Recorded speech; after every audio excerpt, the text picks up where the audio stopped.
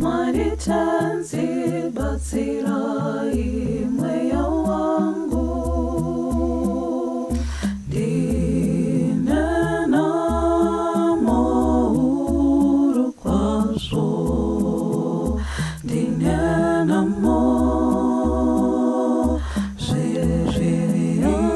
ziriyawazi nenyama ya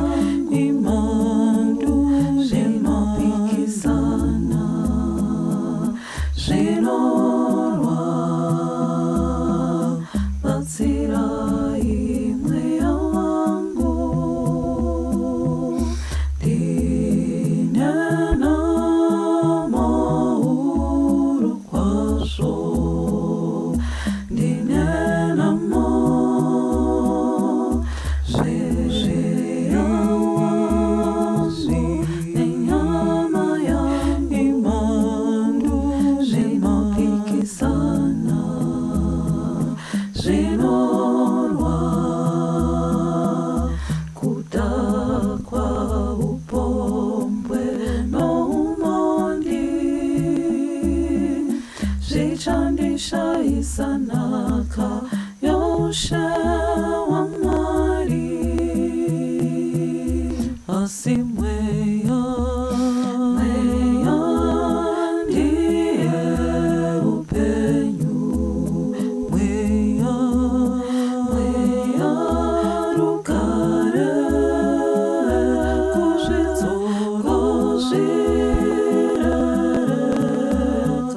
ndiye rudo shingairai kuita zvakanaka kuroya kuvenga naro zvichandisha isanaka yoshe wamwari asi mweya ndiye upenyu mweya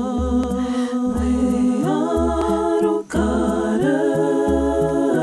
kuzvidzoro zvirereka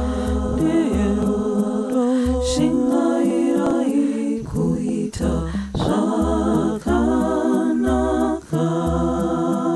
shanje shungu kuzvifunga zvichandisha isanaka yoshe wamwari asi